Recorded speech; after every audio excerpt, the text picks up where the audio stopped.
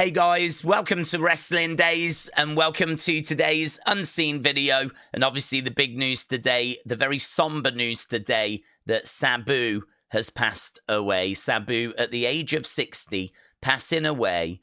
No details have emerged as to the cause as to why he passed away, but we know that certainly his wrestling style took quite a toll on his body. He really was a legend. He was someone that I think will probably be best remembered for his kind of mid to late 90s run in ECW. He's obviously known as someone that pushed boundaries when it came to like death matches and barbed wire matches and going extreme. He's the living embodiment of going extreme. And he did feature in WWE. He was around for like a year, 2006, 2007. And he even had tryouts back in 93, and we've got footage of one of his tryout matches from Raw. So WWE posting this saying, WWE is saddened to learn that Terry Brunk, known to wrestling fans as Sabu, has passed away. WWE extends its condolences to Sabu's family, friends, and fans. So, Carl, thank you. Referee Jimmy tagging me in this, said this sucks. We were just together last weekend for WrestleCon TWA One and Done show. So I'm guessing this is the image from just last weekend of Sabu. It's crazy how life works. Glad to have shared the ring, seen and talked with him one last time. So just from last weekend, that image. Here's Sami Zayn. Sabu should be in the Hall of Fame. He posted that in 2022.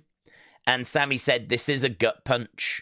I was pushing this agenda again just a few weeks ago after Sabu had had his final match. R.I.P. Sabu, one of a kind, an absolute legend, and a true game changer for professional wrestling. Damian Priest saying, rest easy, legend. And here, look at this reaction.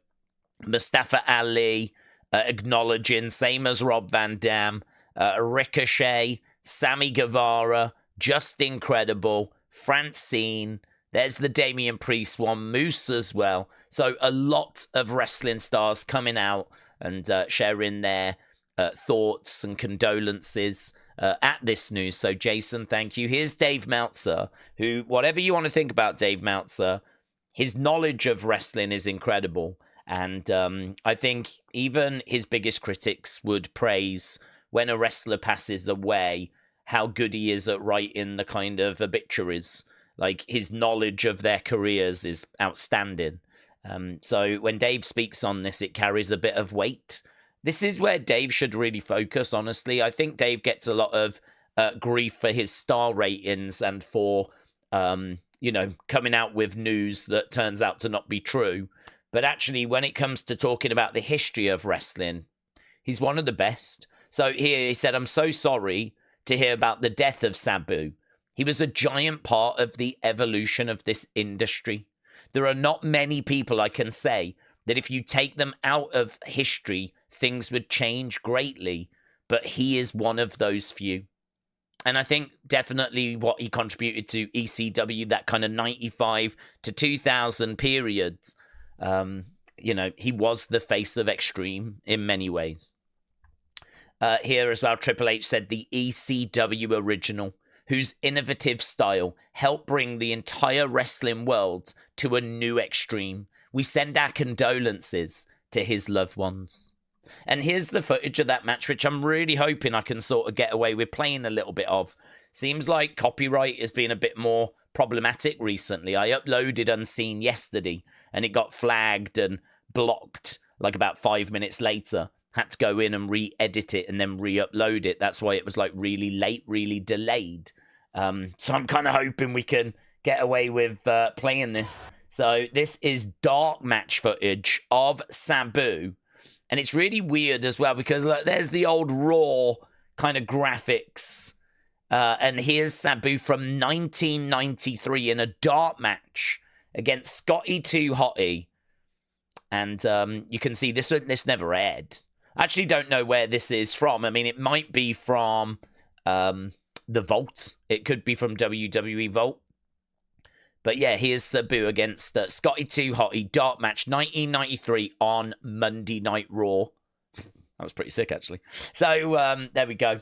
So yeah, that's obviously the big news today. We do have obviously some other news though. And that is OG and only Mark C. Thank you. WWE has filed a trademark for JC Matteo. And there's been quite a few trademarks that have been filed recently. Adrenaline Drip is one that comes to mind. These haven't shown themselves yet. Of course, it could just be for a new wave of Evolve talent or NXT talent. So it's hard to get too excited about it, but something to be aware of. Something else to be aware of course, is the preview for this week's Raw. And obviously, we're coming off the back of, I don't even know how to describe Backlash. I feel like it was okay. I think some people didn't enjoy it. Some people really enjoyed it. It's been a long time since I've seen a show kind of divide opinion this much. But anyway, we're coming off of that show. And we are now looking ahead to Saturday night's main event. And we're looking ahead to Monday Night Raw. All righty, Adam Pearce here at beautiful Churchill Downs in Louisville, Kentucky, where tomorrow night, Monday Night Raw is live with the World Heavyweight Champion Jey Uso. And I imagine he's got something to say about getting a sucker punch last week from one Logan Paul. Plus, for the first time since WrestleMania with a microphone in hand, CM Punk will be in the house. And after falling short in his quest to become the Intercontinental Champion, tomorrow night, Penta goes one-on-one with El Grande Americano's acquaintance, I guess you'd call him. It's Penta versus Chad Gable. And do not forget, Mommy is back. Rhea Ripley teams with Io Sky to take on Roxanne Perez and Julia. All that live tomorrow night from Louisville, 8 Eastern, 5 Pacific on Netflix. Speaking of Mommy, I'd be remiss if I didn't take a second to say Happy Mother's Day to all the beautiful mothers out there. We love you, we appreciate you, and we can't do it without you. Ladies, that is official. There we go. Yeah, happy Mother's Day. It's not Mother's Day here in the UK, so it kind of slips my mind that it's Mother's Day in America. So, yeah, I'm going to jump on the back of that message as well. But there we go. Lots of exciting stuff to look forward to on Raw. If you were CM Punk, would you have done the Saudi show for a fat paycheck, said Ringside News? Yeah, so they showed off that Night of Champions is going to be in Saudi Arabia. CM Punk was a part of that sort of advert, right? So people are now saying that it looks like he's going to feature on that show. And he has been very public in the past, kind of speaking out against the Saudi Arabian shows and speaking out against certain stars that have gone to those Saudi Arabian shows.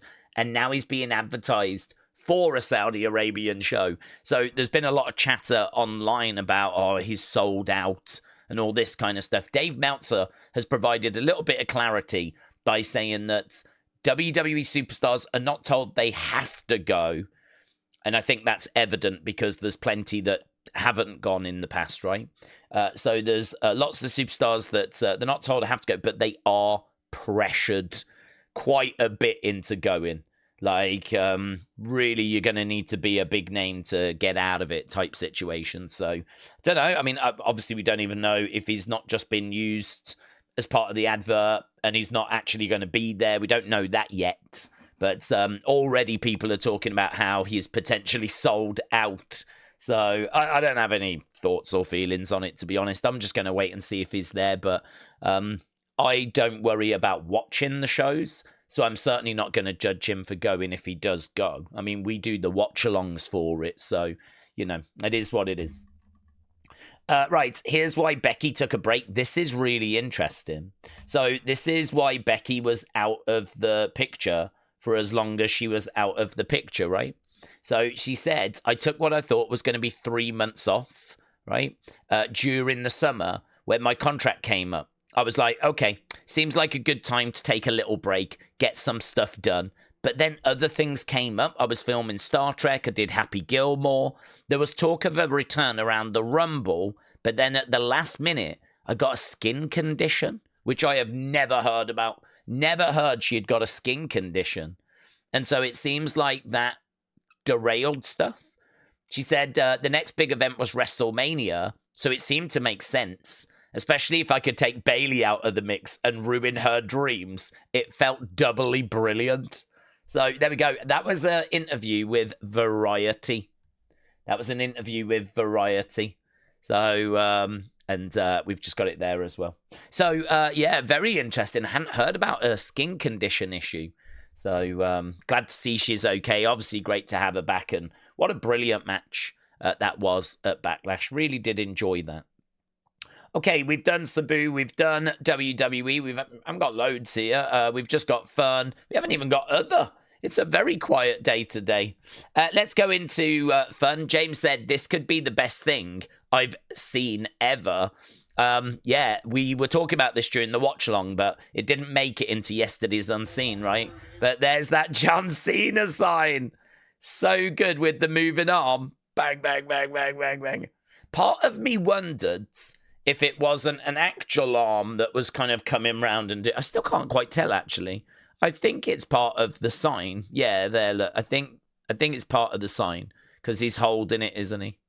Part of me wondered if it was being held up and then that arm was being used as the actual arm. But no, I think they've actually made it. You can't see me. It's really good, isn't it? It's really good. And the sign next to it, we are awful people as well. I don't know why that sign was there, but I'm here for it.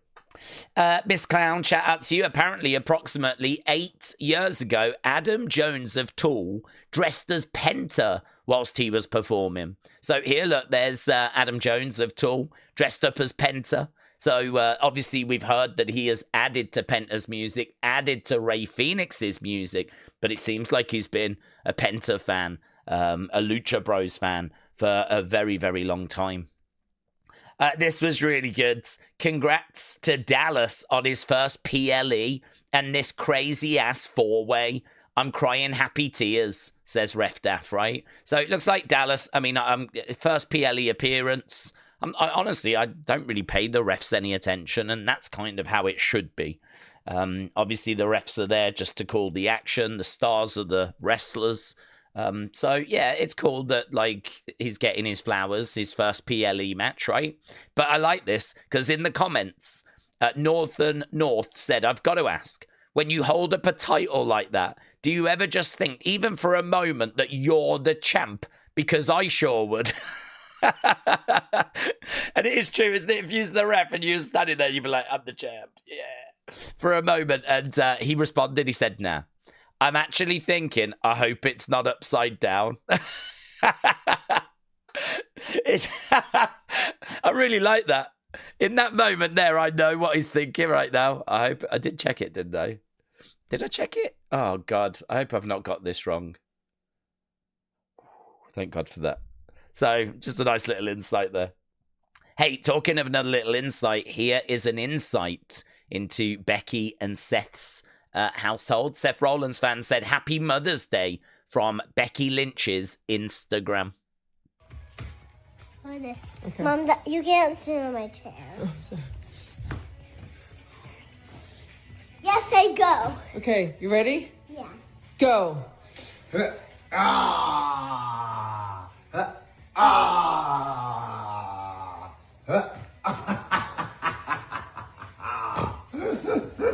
Get him.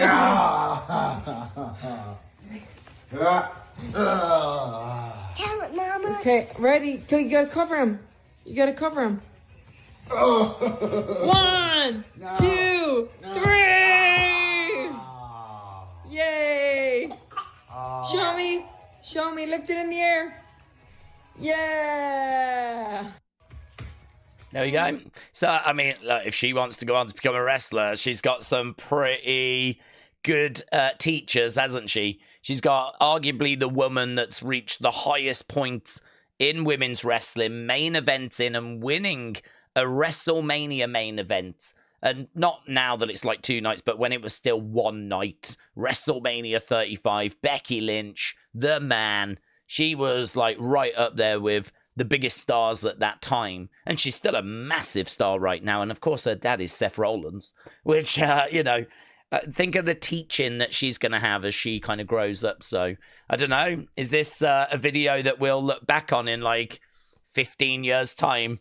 And we'll be like, look, this is kind of where it all started type situation. So, maybe someone we'll see in the future in WWE. Right, let's go over to community, see what we've got in here.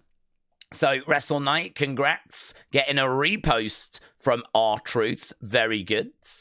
Praying User Sport getting a follow from R-Truth. I wonder if R-Truth's going to change this. He's going to have to, isn't he? Because obviously we saw he got attacked by John Cena at the press conference. Rumors doing the rounds that John Cena, R-Truth, is the plan for Saturday night's main event. That's only a couple of weeks away. So I'm thinking he's going to have to change this over.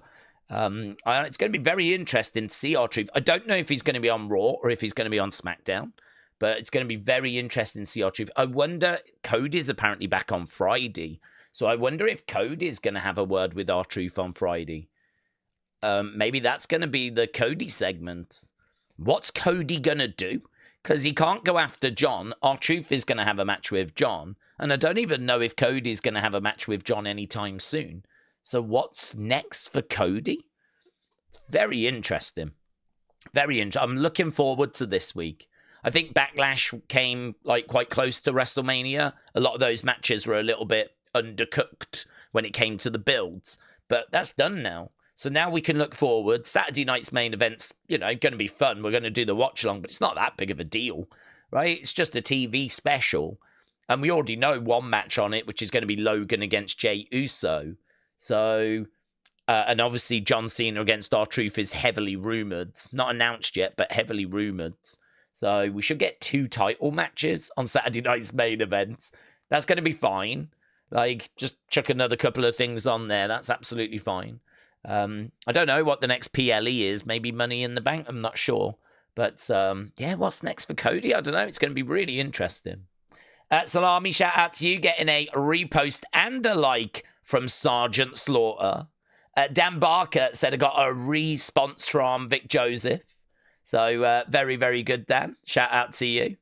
And Nick the Train Guy, who makes these quocks. I don't know what a quack is, but generates these for people. So if you would like one of these made for you, I think get in touch with Nick. Send him a picture. I think he'd be more than willing to do it for the community.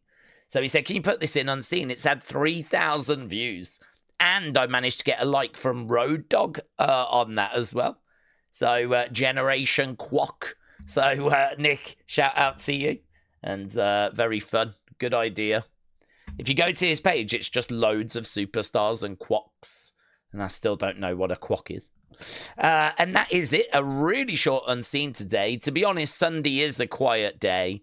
I think a lot of the superstars are recovering from Backlash or traveling. It's very much the calm before the storm. And as we said, I think a lot of people still recovering from Backlash. But the big news today, unfortunately, sad news, that passing of Sabu. So Armando, Da Boomer, Real Wrestling Fan, CM Chunk, Wild Child Billy, Prain User Sports, Wrestling Junkie, Wrestling's Biggest Fan, Wrestle Night, Huddle Talk, Sweet Chin Wrestling, Raymond's, Big Bam, Our Wrestling Podcast, Cenobite, Claire Webb, TJF 1983, Fly Music, Jang Tae-sang, MLW Flash, and Babs the Barbarian. Shout out to you, and shout out to everyone that has enjoyed this video series, continues to support the channel, and hopefully I'll see you again next time. Bye for now.